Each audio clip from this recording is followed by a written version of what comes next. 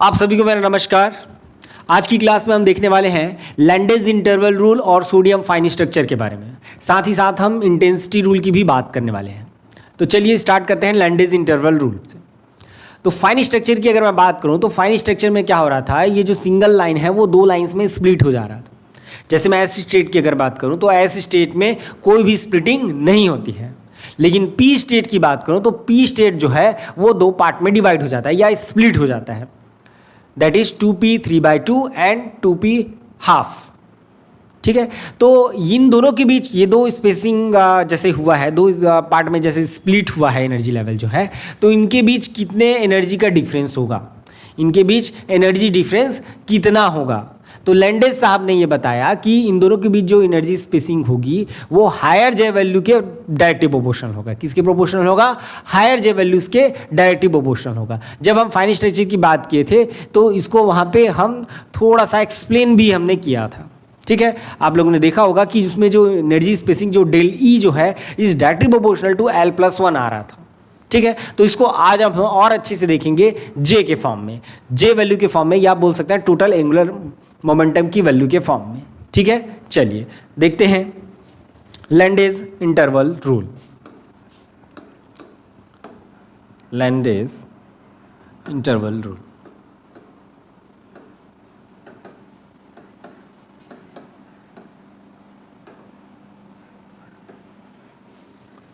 Landé interval rule, चलिए दिखते हैं, इसमें लिख लेते हैं थोड़ा सा। ओके, चलिए। The energy interval spacing between the energy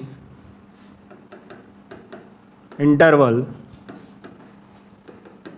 spacing between two fine structure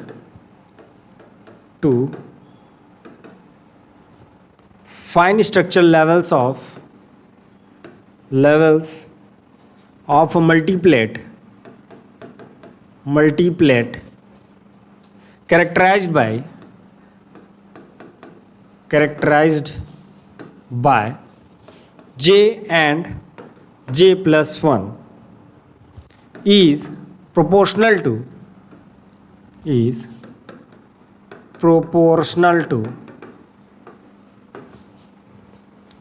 higher J value. इसका मतलब क्या है, जो डेल ई हमको मिलेगा वो डायरेक्टिव प्रोपोर्शनल होगा किसके? दैट इज J+1 के। ठीक है, डायरेक्टिव प्रोपोर्शनल होगा किसके? J+1 के। ठीक है, तो ये जो स्प्लिटिंग जो हो रहा था वो किसके कारण होता? जो फाइन स्ट्रक्चर हमको मिलता है वो किसके कारण मिलता है? एलएस कपलिंग के कारण मिलता है। हमने देख रखा है किसके कारण मिलता है? एलएस कपलिंग के कारण मिलता है। तो जो हमको एनर्जी इंटरवल वहाँ पे जो मिल रहा था उसकी हम बात कर लेते हैं कि वो कितना मिल रहा था। ठीक है, तो that is nothing but your delta E is equals to कितना मिल रहा था हमारा? That is AH×2, that is A/2, that is A/2 J+1 minus L+1 and minus S+1। ये कुछ इस प्रकार से हमको क्या मिल रहा था? एनर्जी हमको मिल रहा था, ऐसे ही एनर्जी मिल रहा था। ठीक है, अब जल्दी देखिए, ये जो है डेल्टा ई अब मैं निकालना चाहूँगा किसके लिए? J+1 के लिए। तो J+1 के लिए निकालूंगा तो दैट इज A/2, ये कितना हो जाएगा? J+1 हो जाएगा, और ये कितना हो जाएगा? J+2 हो जाएगा। बाकी सम सेम रहेगा, ये कुछ इस प्रकार से माइनस SS+1। ठीक है, अब एक बार मैं क्या निकालूंगा? डेल्टा ई जे निकालूंगा, तो ये कितना हो जाएगा आपका? दैट इज A/2, और ये कितना हो जाएगा आपका? J, तो ये तो इतना ही रहेगा, that is J+1 minus L+1, और ये क्या हो जाएगा? Minus SS+1। ये कुछ इस प्रकार से। तो इन दोनों का डिफरेंस अगर देखें हम, इन दोनों का डिफरेंस अगर मैं इसको डेल ई से अगर डिनोट कर रहा हूँ तो ये कितना हो जाएगा? डेल ई J+1 माइनस कितना हो जाएगा? डेल ई जे। ये कुछ इस प्रकार से। ठीक है, ओके, तो चलिए देखिए इसमें क्या हो जाएगा आपका? A/2 तो मैं सबसे कॉमन ले लेता हूँ, और इधर वाले का क्या आ जाएगा आपका? That is J+1 J+2 minus L+1 और माइनस SS+1। ये कुछ इस प्रकार से, और माइनस क्या हो जाएगा आपका? That is J+1 plus L+1। मैं सभी को एक साथ लिख दे रहा हूँ, है ना। ये प्लस कितना हो जाएगा आपका? SS+1, S+1, ये कुछ इस प्रकार से। तो आप देखेंगे ये टर्म जो है दोनों क्या हो जाएंगे, कैंसिल हो जाएंगे। तो आपके पास क्या बचेगा, दैट इज़ a/2 और क्या बचा है j+1, और ये कितना हो जाएगा आपका j+2 माइनस j+1, ये कुछ इस प्रकार से। ठीक है, अब चलिए देखिए ये कितना हो जाएगा a/2 और ये j+1 को मैंने कॉमन कर दिया, तो अंदर क्या बचा आपका j+2 माइनस j बचा। ठीक है, j और j क्या हो जाएंगे आपके, कैंसिल हो जाएंगे, 2 और 2 कैंसिल हो जाएगा, तो a j+1 आएगा जो कि डायरेक्टली प्रोपोर्शनल हो जाएगा किसके, that is del E is directly proportional to j+1। तो ये कुछ इस प्रकार से आप क्या कर सकते हो, इसमें निकाल सकते हो कि दोनों के बीच स्पेसिंग कितना होगा। जैसे मैं 2p स्टेट की बात करूँ, फॉर एग्जाम्पल अगर मैं 2p स्टेट की अगर मैं बात कर रहा हूँ, तो ये जो 2p स्टेट है तो इसमें हमने देखा था कि ये जो है मैं और यहाँ पे उसको डेराइव नहीं करा पा रहा हूँ, है ना, तो मैं डायरेक्ट जो है यहाँ पे लिख रहा हूँ, है ना, नहीं करा रहा हूँ यहाँ पे। तो ये हो जाएगा दो पार्ट्स में क्या हो जा रहे थे, स्प्लिट हो जा रहे थे। 2p स्टेट जो है एक क्या आ रहा था आपका 2p 3/2 आ रहा था, निकाल सकते हैं ना आप इसे, कोई दिक्कत वाली बात नहीं है ना। एस इक्वल्स टू हाफ ले लेंगे, एल इक्वल टू कितना हो जाएगा आपका 1 हो जाएगा। उसके बाद कितना हो जाएगा आपका जे का वैल्यू जो है हाफ है ना, का एल माइनस प्लस से एल प्लस एस तक होता है, तो कितना हो जाएगा आपका 1/2 और 3/2 आ जाएगा। किसका वैल्यू, जे का वैल्यू जो है तो ये 3/2 और ये कितना है हो जाएगा आपका 1/2। क्लियर है क्या, और उसमें जैसे हाफ लिए हैं तो ये कितना हो जाएगा, मल्टीप्लिसिटी आपका 2 हो जाएगा और एल इक्वल टू 1 है तो कितना हो जाएगा p हो जाएगा। क्लियर, ओके चलिए। अब देखिए इन दोनों के बीच जो स्पेसिंग होगी, है ना, लैंडेज इंटरवल रूल के अकॉर्डिंग क्या हो जाएगा, इन दोनों के बीच जो एनर्जी स्पेसिंग होगी वो डायरेक्टली प्रोपोर्शनल होगा किसके, हायर जे वैल्यूज। हायर जे वैल्यू कितना है आपका, दैट इज 3/2, तो ये डायरेक्ट क्या हो जाएगा आपका, that is nothing but your j+1, ये ऐसा होता है। ठीक है, तो डेल्टा ई इक्वल टू कितना हो जाएगा आपका, that is nothing but 3/2। Direct आप 3/2 लिख सकते हो इंटू ए कोई कांस्टेंट है यहाँ पे, है ना, A is nothing but your constant, और ये कांस्टेंट जो है कितना आ रहा था वहाँ पे AH×2 समथिंग कुछ आ रहा था जब वहाँ पे हम देखे थे। ठीक है, जब फाइन स्ट्रक्चर हम देख रहे थे तो वहाँ पे जो ए का वैल्यू है कितना आ रहा था, दैट इज AH×2। तो डायरेक्टली अगर मैं देखूँ तो डेल ई इज टू कितना हो जाएगा 3/2 AH×2/2, तो ये फाइनली कितना हो जाएगा 3/4 AH×2। ठीक है, तो आप डायरेक्ट अगर लिखना चाहें तो आप इतना ही लिख सकते हैं, ये सब करने की आपको आवश्यकता नहीं है। ठीक है, क्लियर है। ए इक्वल टू शायद ये AH×2 आ रहा था, या इसको आप रहने दीजिए, केवल आप ये याद रखिए कि हायर जे वैल्यूज़ के लिए क्या होगा, डायरेक्टली प्रोपोर्शनल होगा। क्लियर है क्या चलिए, अब जैसे मान लिया जाए मैं और आपको एक एग्जांपल देता हूँ यहाँ पे। ठीक है, आपको एक और एग्जांपल देता हूँ। ठीक है, ये तो आपका 2p स्टेट हो गया। अब चलिए देखते हैं 2d स्टेट के लिए, ठीक है, या 3d स्टेट के लिए, जैसे भी बोलना चाहें। 3d स्टेट के लिए जैसे मैं देखूं 2p और 3d, ओके। 3d स्टेट के लिए क्या हो जाएगा आपका, यहाँ पे क्या है आपका d इक्वल टू कितना हो जाएगा 2 हो जाएगा, s इक्वल टू कितना है आपका हाफ है, s इक्वल टू कितना है आपका हाफ है। तो ये जो 2d स्टेट है कितने कंपोनेंट्स में डिवाइड होगा उसको आपको निकालना है। ठीक है, 2D जो कंपोनेंट है वो कितने 2D स्टेट जो है वो कितने कंपोनेंट में यहाँ पे डिवाइड होगा। तो ये कितना हो जाएगा आपका L इक्वल टू 2 हो जाएगा। L इक्वल टू कितना है आपका, दैट इज 2, और ये J की वैल्यू कितना हो जाएगा आपका, दैट इज 2 माइनस 2 1/2, 2 कहाँ तक जाएगा 2 प्लस 1/2 तक जाएगा। तो ये फाइनली कितना मिल जाएगा, that is nothing but your, इसको हटा देते हैं अभी, हाँ, तो ये कितना हो जाएगा आपका 4 - 1 या दैट इज 3/2, 2 कितना हो जाएगा 4 + 1 दैट इज 5/2। तो 3/2 और क्या मिल गया 5/2 हो गया, मतलब दो पार्ट्स में ये भी डिवाइड होगा। 2D स्टेट जो है, सॉरी 3D स्टेट जो है वो भी क्या होगा आपके 2 पार्ट में डिवाइड होगा। और यहाँ पे कितना हो जाएगा, ये आपका जैसे 3D स्टेट है तो ये कितना हो जाएगा आपका, ये ऐसे 2 पार्ट में डिवाइड हो जाएगा। ये कुछ इस प्रकार से, एक के लिए कितना है आपका, दैट इज़ 5/2 है J का वैल्यू, और एक के लिए कितना है आपका 3/2 है, ये कुछ इस प्रकार से। ठीक है, वैसे आप F के लिए निकालिएगा, F वाला जो है कितने में जाएगा। ठीक है, F वाले के लिए भी आप लोग को निकालना रहेगा। ठीक है, अब चलिए देखिए इधर हाँ कितना हो जाएगा, यहाँ पे कौन सा स्टेट है, ये D स्टेट है, तो D स्टेट है तो डायरेक्ट मैं या तो D लिख दूँ या आप L इक्वल टू 2 आ रहा है तो D लिख दूँ, ऐसा कुछ कर सकते हैं। और साथ ही साथ ये कितना है आपका दैट इज़ 1/2 है तो ये कितना हो जाएगा, दैट इज़ 2, और ये भी डी, ये कितना हो जाएगा, ये भी 2 हो जाएगा। तो आप देखेंगे कुछ इस प्रकार से जो है डी स्टेट जो है वो दो पार्ट्स में डिवाइड हो जाएगा, एक 2D 5/2 और एक 2D 3/2। ये फाइन स्ट्रक्चर के कारण ऐसा हो रहा है। सिंगल लाइन मिलता था हमको क्या मिलता था, हमको सिंगल लाइन मिलता था, लेकिन फाइन स्ट्रक्चर के कारण क्या हो जा रहा है, ये दो पार्ट्स में डिवाइड हो जा रहा है। आगे देखेंगे हाइपर फाइन स्ट्रक्चर में और ये ज़्यादा ब्रॉड हो जाएगा। क्लियर है, हाइपर फाइन स्ट्रक्चर में ये जो सिंगल लाइन यहाँ पे जो मिला है ये और क्या हो जाएंगे, डिवाइड हो जाएंगे। क्लियर है क्या? चलिए अब इसमें जैसे मैं एनर्जी की अगर मैं बात करूँ तो इसमें जो एनर्जी स्पेसिंग जो है ये डायरेक्टली प्रोपोर्शनल हो जाएगा किसके, 5/2 के। ठीक है, किसके, 5/2 के। तो ये कितना हो जाएगा आपका, that is delta E equal to 5/2 A. ये कुछ इस प्रकार से इसका क्या हो जाएगा, एनर्जी स्पेसिंग हो जाएगा। इसको हम क्या बोलेंगे, एनर्जी स्पेसिंग बोलेंगे, एनर्जी स्पेसिंग। तो ये लैंडेज इंटरवल है जिसके कारण आप क्या निकाल सकते हो, इस टाइप का आप जो है निकाल सकते हो। आगे देखें, आगे देखते हैं हम। जैसे ये एग्जांपल ले लेता है। चलिए ये क्या है आपका, दैट इज 3D1 स्टेट और 3D2 स्टेट, ये 3D2 state and 3D3 state.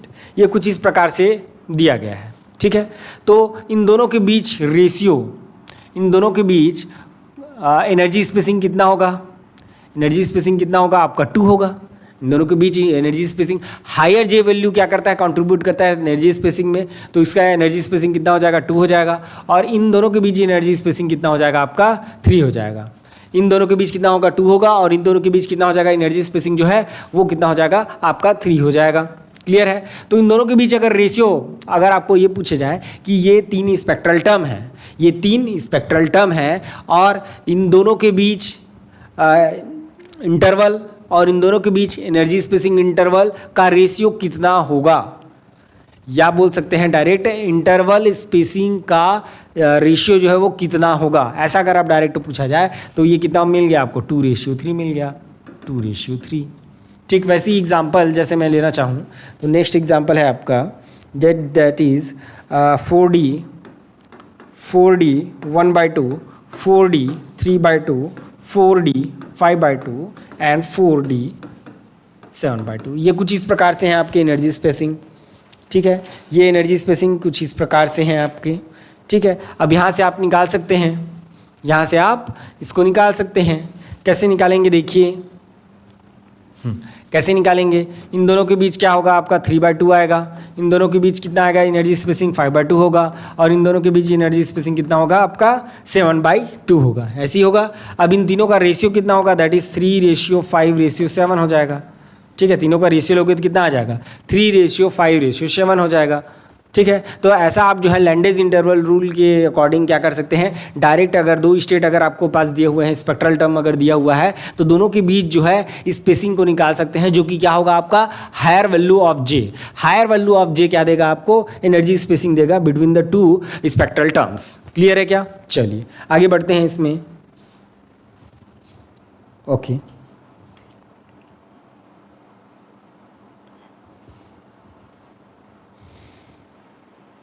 चलिए एक और यहाँ पे नोट मैं आपको करा रहा हूँ। डायरेक्ट आपको अगर L की वैल्यू अगर गिवन है, केवल और केवल अगर डी स्टेट अगर आपको, जैसे डी स्टेट हो गया, पी स्टेट हो गया, ऐसे अगर आपको दिया हुआ है, केवल L की वैल्यू दी हुई है, मतलब स्टेट बस दिया हुआ है, जैसे F स्टेट हो गया या डी स्टेट हो गया या आपका P स्टेट हो गया, अगर केवल स्टेट अगर दिया हुआ है तो वहाँ से भी आप क्या निकाल सकते हो, एनर्जी इंटरवल निकाल सकते हो। कैसे इंटरवल निकालेंगे उसको देखिए। Generally a state is characterized by L value, total separation is given by that is delta E is directly proportional to 2L plus 1 that is A/2। ये कुछ इस प्रकार से दिया जाता है। जैसे मैं P स्टेट की अगर मैं बात करूँ, फॉर P स्टेट अगर मैं P स्टेट की बात करूं तो L = 1 होगा। P स्टेट के लिए कितना हो जाएगा आपका, L = 1 हो जाएगा। तो डेल्टा E = कितना हो जाएगा आपका, 2 × 1 + 1, और ये a/2, तो दैट इज इक्वल्स टू कितना हो जाएगा आपका 2 और ये कितना हो जाएगा 3/2a। यही आया था क्या? यही आया था क्या? ठीक है, ये कौन सा कंडीशन है आपका? जब आपको l की वैल्यू दी हो, है ना, आपको क्या दिया हो, l की वैल्यू दिया हो और आपको क्या निकालना हो, सेपरेशन निकालना हो। l की वैल्यू अगर दी हुई है और आपको अगर सेपरेशन निकालना है तो आप क्या करोगे, delta is directly proportional to 2l + 1 a/2 हो जाएगा। आपको यहाँ पे j की वैल्यू नहीं दी हुई है, ठीक है, ये तब का कंडीशन है जब आपको j की वैल्यू नहीं दी हुई है, केवल स्टेट बस दिया हुआ है कि ये p स्टेट में है, d स्टेट में है और f स्टेट में, जैसे कोई भी सा स्टेट हो जाएगा। जैसे दूसरा एग्जांपल लेते हैं, फॉर p स्टेट, है ना, ये p स्टेट हो गया। फॉर d स्टेट की अगर मैं बात करूँ, d स्टेट, तो d स्टेट में कितना आया था आपका 5/2 आया था, तो 5/2 यहाँ पे आना चाहिए। तो ये कितना हो जाएगा आपका, del E is equal to कितना हो जाएगा, यहाँ पे l इक्वल टू कितना हो जाएगा 2 हो जाएगा, क्योंकि d स्टेट है, तो दैट इज इक्वल टू कितना हो जाएगा आपका 2 × 2 + 1 और ये कितना हो जाएगा a/2, that is nothing but your 5/2 × a। Clear है क्या? यही आया था आपका, ठीक है क्या? यहाँ तक क्लियर है? तो ये कुछ इस प्रकार से टर्म्स जो हैं वो बचे हुए थे, लैंडेज इंटरवल रूल हमने नहीं पढ़ा था, तो यहाँ से आप कर सकते हैं, ठीक है क्या? I have to check. चलिए, ओके है सब, ठीक। नेक्स्ट हम बात करने वाले हैं सोडियम फाइन स्ट्रक्चर की। सोडियम फाइन स्ट्रक्चर,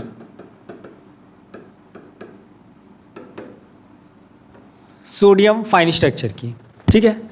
तो चलिए, तो सोडियम का जो एटॉमिक नंबर जो होता है वो कितना होता है, Na इज 15 होता है आपका, Na में कितना होता है आपका, सॉरी 11 होता है आपका, ठीक है। तो ये कितना हो जाएगा 1s2 2p 2s sorry 2s2 that is 2p कितना हो जाएगा, दैट इज 6 और ये कितना हो जाएगा आपका 3s1। ये कुछ इस प्रकार से होगा आपका।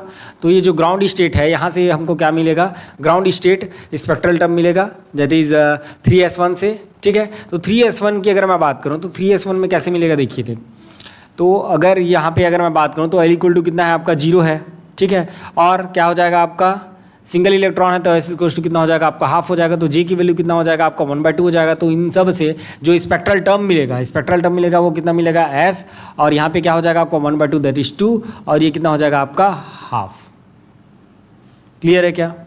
ये आपको स्पेक्ट्रल टर्म मिलेगा, that is nothing but your 2s half. क्या मिलेगा आपको 2s half, this will be your ground state. ये क्या शो करेगा आपको, ग्राउंड स्टेट बताएगा, ठीक है। क्या बताएगा, एक ही स्पेक्ट्रल टर्म मिलेगा इसमें, तो ये क्या बताएगा आपको, ग्राउंड स्टेट स्पेक्ट्रल टर्म देगा, ठीक है, ग्राउंड स्टेट देगा। अब अगर मैं एक्साइटेड स्टेट की अगर बात करूं, एक्साइटेड स्टेट की अगर बात करूं, तो एक्साइटेड स्टेट में सपोज जो इलेक्ट्रॉन है वो कहाँ चले जाता है, 3p1 में चला जाता है। एक्साइटेड स्टेट तभी मिलेगा ना जब 3p1 में चला जाए इलेक्ट्रॉन जो है। तो ऐसे कंडीशन में क्या हो जाएगा आपका, l इक्वल टू कितना हो जाएगा आपका 1 हो जाएगा, s इक्वल टू कितना हो जाएगा हाफ हो जाएगा, और j इक्वल टू कितना हो जाएगा आपका, देखिए j इक्वल टू कितना हो जाएगा आपका, that is half and 3/2, half and 3/2। तो यहाँ पे जो स्पेक्ट्रल टर्म मिलेगा, यहाँ पे जो स्पेक्ट्रल टर्म मिलेगा वो कैसे मिलेगा आपको, that is nothing but your 2p 3/2 and 2p 1/2, 2p 3/2 and 2p क्या मिलेगा आपको 1/2 मिलेगा। ऐसे दो स्टेट मिलेंगे आपके, ठीक है। तो चलिए देखते हैं ये कैसे मिलेगा आपको। तो ये जो सिंगल लाइन था हमारा, ये दो लाइन में डिवाइड हो गया है आपका excited state. This is your nothing but your excited state. ये क्या है आपका एक्साइटेड स्टेट है, जहाँ पे ये कितना है आपका 2p 3/2 और ये कितना है 2p 1/2, ठीक है। और नेक्स्ट क्या है, ये आपका 2s 1/2 which is nothing but your ground state. ये क्या है आपका ग्राउंड स्टेट है, ठीक है। अब चलिए देखिए, ये तीन स्पेक्ट्रल टर्म हमको मिले हुए हैं। तो इसमें जैसे इलेक्ट्रॉन जो है अपर स्टेट से अगर लोअर स्टेट में आ रहा है तो कैसे कैसे आ सकता है। एक तो डायरेक्ट आपका क्या आ सकता है, ये यहाँ से यहाँ आ सकता है। अब ये कहाँ से कहाँ आएगा, इसके लिए एक सिलेक्शन रूल होता है, ठीक है। क्या होता है आपका सिलेक्शन रूल होता है। तो सिलेक्शन रूल की अगर हम बात करें, सिलेक्शन रूल, ठीक है। तो फाइन स्ट्रक्चर में जो सिलेक्शन रूल होता है उसकी अगर हम बात करें तो डेल्टा एल जो है, delta L that is equals to 0 and delta J is equals to होता है आपका 0 ± 1। क्या होता है आपका 0 ± 1। Is that clear. Delta L जो है वो कितना होता है आपका ±1 होता है, माफ कीजिएगा, ये कितना होता है आपका +-1, और डेल्टा जे जो है कितना होता है आपका 0 +-1 होता है। ये क्या है आपका सिलेक्शन रूल। क्या है आपका सिलेक्शन रूल किसके लिए? सोडियम फाइन स्ट्रक्चर के लिए, है ना। सोडियम फाइन स्ट्रक्चर के लिए क्या है सिलेक्शन रूल, इसको आप याद रखेंगे। ये डायरेक्ट जो है सिलेक्शन रूल को भी पूछ दिया जाता है, ठीक है क्या। चलिए अब इसमें देखते हैं। अब सपोज अगर यहाँ से यहाँ अगर कोई आ रहा है ना, यहाँ से यहाँ जो इलेक्ट्रॉन अगर आ रहे हैं तो इसके लिए स्पेक्ट्रल टर्म मिलेगा हमको। ये क्या मिलेगा आपको यहाँ पे स्पेक्ट्रोस्कोपी। ये स्पेक्ट्रोस्कोपिक टर्म हो गया आपका 2p। एक ट्रांजिशन कहाँ से कहाँ तक होगा आपका 2p हाफ से कहाँ तक होगा 2s हाफ में होगा, है ना। जो पहला ट्रांजिशन जो है क्या होगा आपका, दैट इज 2p हाफ से कहाँ तक होगा 2s हाफ में होगा। और दूसरा क्या होगा आपका, दैट इज 2p 3/2 से कहाँ तक होगा 2s हाफ में होगा। यहाँ से यहीं से यहीं नहीं होगा, है ना। जैसे 2p 3/2 है, वहाँ से 2p 1/2 में नहीं होगा, ठीक है। ये पॉसिबल ही नहीं है, क्योंकि आप डेल्टा एल इक्वल टू क्या ले रहे हो +-1 ले रहे हो, तो डेल्टा एल जो है वो हाथ तो चेंज नहीं हो रहा है, तो 0 हो जाएगा। तो वैसे में क्या होगा, सिलेक्शन रूल को फॉलो नहीं करेगा, और फॉलो नहीं करेगा तो ये ट्रांजिशन पॉसिबल नहीं होगा, ठीक है। चलिए, तो ये फर्स्ट लाइन मिला। तो सपोज इसको हम मान लेते हैं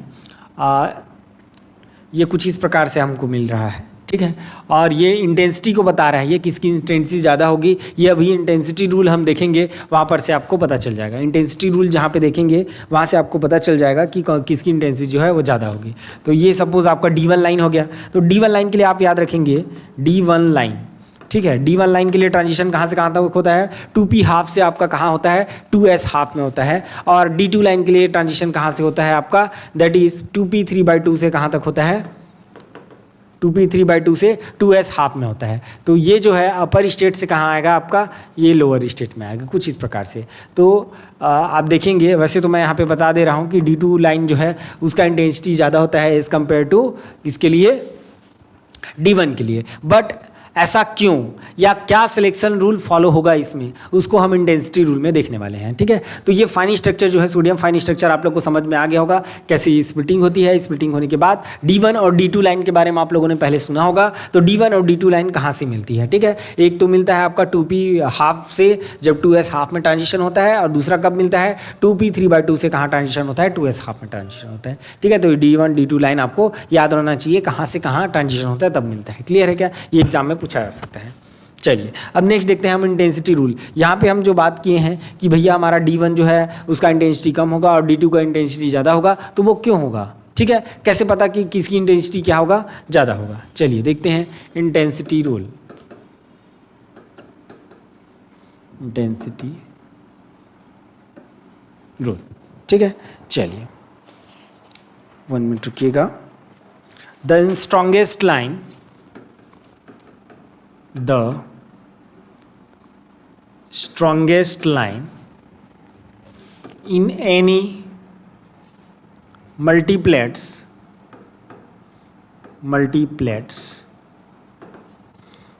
arises from transition in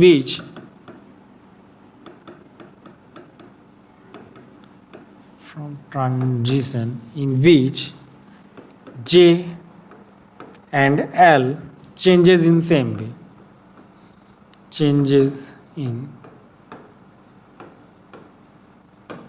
way. Second, if, है ना, स्ट्रॉन्गेस्ट लाइन कौन सा होगा जिसमें J और L का वैल्यू सेम वे में चेंज हो रहा है। सेम वे में चेंज हो रहा है, इसका मतलब क्या होगा, अगर डेल्टा L जो है, डेल्टा L अगर +-1 अगर आ रहा है, और डेल्टा J मतलब J में चेंजेस और L में चेंजेस जो है अगर सेम हो रहा है, डेल्टा L में अगर +-1 आ रहा है और डेल्टा J में भी +-1 आ रहा है, तो इसके लिए स्ट्रॉन्गेस्ट लाइन मिलेगा, मतलब उसकी इंटेंसिटी सबसे ज़्यादा होगी। क्लियर है क्या।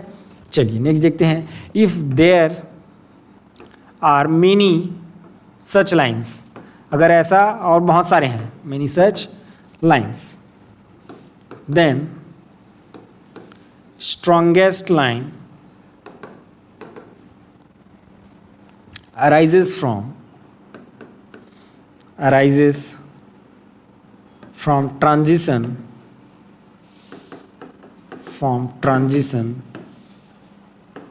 in which largest J involve, जहाँ पे लार्जेस्ट जे इन्वॉल्व है उसकी इंटेंसिटी क्या होगी, सबसे ज़्यादा होगी। Number 3, the sum of intensity, the sum of intensity of lines which are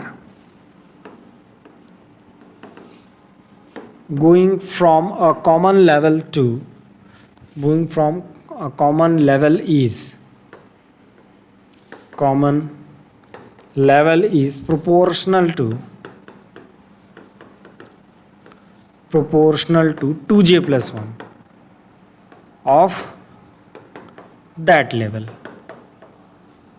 ठीक है। नंबर 4, इसको मैं अभी बताने वाला हूँ, है ना, कि कैसे होता है, आपको तब समझ में आएगा। The sum of intensity of lines which are going into common level is proportional to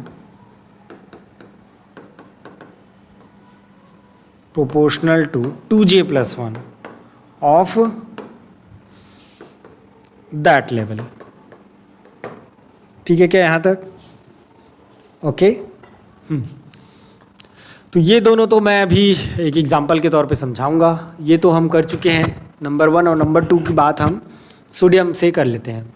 ठीक है, सोडियम फाइन स्ट्रक्चर में जो हमने ये डायग्राम बनाया हुआ है वहाँ से कर लेते हैं। चलिए देखिए, इसमें D1 लाइन जैसे मिल रहा है तो इसमें आप देखेंगे, है ना, यहाँ पे बात कर लेते हैं हम। तो यहाँ पे जो डेल्टा एल जो है, डेल्टा एल कितना चेंज हो रहा है आपका, दैट इज़ +-1 बोल सकते हैं इसको। +-1 हो रहा है ये चेंज, कोई दिक्कत वाली बात नहीं है। ठीक है, ये माइनस ही हो रहा है, माइनस में जा रहा है। और अगर मैं जे की अगर बात करूँ, डेल्टा जे जो है कितना आ रहा है आपका, दैट इज़ 0। डेल्टा जे कितना मिल रहा है, 0 मिल रहा है। यहाँ पे अगर मैं बात करूँ तो डेल्टा एल क्या मिल रहा है, फिर से +-1 वाले में जा रहा है। ठीक है, और डेल्टा जे की अगर मैं बात करूँ तो ये भी क्या जा रहा है, +-1 में आ रहा है। तो आप देखेंगे ये दोनों जो है सेम वे में चेंज हो रहा है। तो आपने फर्स्ट पॉइंट क्या लिखा है कि अगर सेम वे में अगर चेंज हो रहा है तो उसकी इंटेंसिटी क्या होगी, ज़्यादा होगी। तो यहाँ पे देखिए D2 लाइन में क्या हो रहा है, सेम वे में चेंज हो रहा है, तो D2 लाइन की इंटेंसिटी क्या होगी, ज़्यादा होगी एज़ कम्पेयर टू D1। ठीक है, ये रीज़न है कि D2 जो है वो क्या होगा, आपका ज़्यादा इंटेंसिटी होगा D2 का। क्लियर है क्या? चलिए एक बार चेक कर लेते हैं। ओके, चलिए अब 2 पॉइंट्स जो हैं उस बचे हुए हैं उसको अपन कर लेते हैं। तो इसमें से नंबर 3 और नंबर 4 बचा हुआ है। तो नंबर 3 और नंबर 4 को समझने के लिए हमको ड्रॉ करना होगा। जैसे मैं 2D स्टेट की अगर मैं बात करूं, है ना,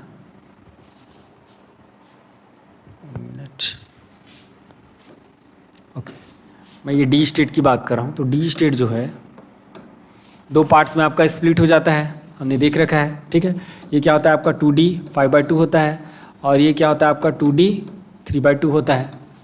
और ठीक वैसे ही आपका P स्टेट की अगर मैं बात करूं तो ये भी 2 पार्ट में क्या हो जाता है, आपका डिवाइड हो जाता है। कहाँ से कहाँ तक, ये कुछ इस प्रकार से आपका, that is nothing but your 2P 3/2 and ये कितना हो जाता है 2P 1/2। ये कुछ इस प्रकार से। अब कुछ ट्रांजिशन हम देखते हैं कुछ इस प्रकार से। सपोज़, है ना, सपोज़ ये इंटेंसिटी इसका I1 है, सॉरी IA है। नेक्स्ट ट्रांजिशन हम देख लेते हैं, यहाँ से C में हो रहा है, ये IC हो गया सपोज़, और ये हो जा रहा है B से कहाँ आ रहा है आपका, यहाँ पे आ रहा है, दैट इज़ IB हो गया। तो ये कुछ इस प्रकार से हैं आपके ट्रांजिशन जो है। ठीक है, तो देखिए पहला जो हम लिखे थे, है ना, थोड़ा छोटा कर लेते हैं, ये कुछ इस प्रकार से दिख रहा होगा आप लोग को, कोई दिक्कत नहीं होगा। नेक्स्ट पहला क्या लिखे थे, the sum of intensity of lines which are going from a common level. Going from a common level, है ना, कॉमन लेवल से जो जा रही हैं। देखिए ये कॉमन लेवल से जो जा रही हैं, देखिए कॉमन लेवल है, दोनों कॉमन लेवल हैं, यहीं से होके जा रही हैं, ऐसे होके जा रही हैं। ठीक है, तो इसके लिए जो इंटेंसिटी होगा, है ना, मतलब ये क्या हो जाएगा, IA प्लस IC के लिए जो इंटेंसिटी होगा, IA डायरेक्टली प्रोपोर्शनल टू क्या होगा आपका, दैट इज़ 2J + 1 के डायरेक्टली प्रोपोर्शनल होगा। और ये इसके लिए J की वैल्यू कितनी है, 3/2 है, तो यहाँ पे 3/2 आ जाएगा। ठीक है क्या। अब ठीक वैसे ही आपका कहाँ पे जा रहा है, आपका देखिए ये एक जाने वाला और है आपका, ये यहाँ से कहाँ से जा रहा है आपका, एक यहाँ से जा रहा है जो 2p3/2 में आ रहा है। तो इसके लिए भी हम क्या लिख देंगे, दैट इज़ आई कौन सा है ये, I B is directly proportional to 2j+1 कितना हो जाएगा ये, दैट इज़ 5/2। तो इन दोनों को मिला के जैसे अपन इंटेंसिटी निकालें तो ये कितना हो जाएगा, आई ए प्लस आई सी अपॉन ये कितना I B, that is equals to कितना हो जाएगा आपका 2j+1 3/2 और ये कितना हो जाएगा आपका 2j+1 5/2। तो इन दोनों का जैसे अपन लें तो 2 गेट कैंसल, 3+1 इज़ 4 और ये क्या हो जाएगा आपका, दैट इज़ 5+1 6। तो ये कितना हो जाएगा 2/3 हो जाएगा, ये कितना हो जाएगा आपका 2:3। इन दोनों के बीच जो रेशियो होगा 2:3 हो गया। इसको कैसे लिए हम, आई ए प्लस आई सी, ये दोनों जो है कॉमन लेवल कहाँ से स्टार्ट हो रहे थे, दैट इज़ 2D 3/2 से स्टार्ट हो रहे थे। तो इसका हम जे वैल्यू लेंगे, दैट इज़ 3/2। तो इसका मैंने जे वैल्यू लिया है 3/2 है ना। और इसके लिए क्या हो जाएगा, ये कहाँ से स्टार्ट हो रहा था आपका, दैट इज़ 5/2, तो उसके लिए 5/2 लिया। ठीक है। ठीक वैसे ही नंबर 4 को समझने के लिए क्या लिखेंगे हम, चलिए देखते हैं नंबर 4 को कैसे समझा जा सकता है। तो नंबर 4 को समझने के लिए इसमें क्या लेंगे हम, वो कमिंग फ्रॉम कॉमन लेवल है ना, इसमें गोइंग फ्रॉम कॉमन लेवल था, क्या था देख लेते हैं है ना।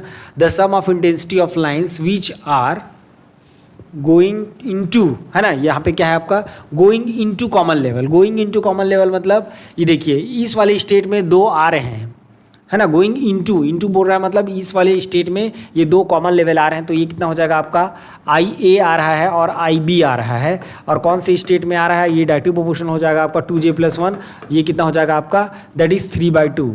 ये कितना हो जाएगा आपका 3/2 हो जाएगा, ये आपका 3/2 में आ रहा है। और ये क्या हो जाएगा, नेक्स्ट वाला कहाँ जा रहा है, आई सी जो है ये डायरेक्टिव प्रोपोर्शन हो जाएगा, दैट इज़ 2j+1, ये कितना हो जाएगा आपका 1/2। ये कुछ इस प्रकार से क्लियर है क्या। अब इन दोनों का जैसे रेशियो लूँ तो क्या मिलेगा आपको, आई ए प्लस आई बी और नीचे क्या आ जाएगा आपका आई सी, और इन दोनों को इसमें वैल्यू पुट करूँ तो कितना हो जाएगा 3+1 दैट इज़ 4 अपॉन कितना हो जाएगा, दैट इज़ 1/2 1/2, और ये कितना हो जाएगा 2/1 हो जाएगा। ये कुछ इस प्रकार से। तो इन दोनों को सॉल्व करके इसमें दो इक्वेशन बनेंगे, ठीक है, दो इक्वेशन बनेगा। तो इन दोनों इक्वेशन को सॉल्व करके हम क्या निकाल सकते हैं, I A ratio I B ratio I C निकाल सकते हैं, जो कि क्या होगा, इसमें डायरेक्ट मैं आंसर बता देता हूँ, तीनों का रेशियो आप लोग निकाल लीजिएगा। ये आपका आंसर हो जाएगा 1:9:5, है ना। ये कितना हो जाएगा आपका, दैट इज़ 1:9:5 आएगा। ठीक है, देखिए दो इक्वेशन है, ठीक है, 3 अननोन है, तो एक के टर्म में निकालिएगा, है ना। मतलब जैसे आई बी आई सी जो है उसको, आई ए आई सी है तो है उसको किसके टर्म में निकालिए, आई बी के टर्म में निकालिए, और यहाँ भी वैसी टर्म में निकाल के उसमें रख दिए, और आप जो है उसके टर्म में निकालेंगे तो एक रेशियो मिलेगा आपको 1:9:5। ठीक है, ये उतना इंपॉर्टेंट नहीं है, लेकिन इससे पहले जो भी मैंने दो रूल्स बताए हैं वो बहुत ज़्यादा इंपॉर्टेंट है। ये CSIR नेट के लिए इंपॉर्टेंट है, इसमें ज़्यादा मैं नहीं घुस रहा हूँ, और इसको आप चाहें तो इसमें आप जो है कैलकुलेट करके निकाल सकते हैं। दो इक्वेशन बनेगा और 3 अननोन है, तो रेशियो जो है कुछ इस प्रकार से आपको मिलेगा। ठीक है क्या, ओके। तो आज की क्लास हम यहीं पे ख़त्म करते हैं, फिर नेक्स्ट क्लास में मिलते हैं। नेक्स्ट क्लास में हम बात करेंगे जीमान इफेक्ट की, Zeeman effect and hyper fine structure भी बचा हुआ है। तो कल की क्लास में जो है hyper fine structure, Zeeman effect और एनोमोलॉजी जीमान इफेक्ट, ये तीनों चीज़ें हम जो है कवर करने वाले हैं। ठीक है, ओके, थैंक यू।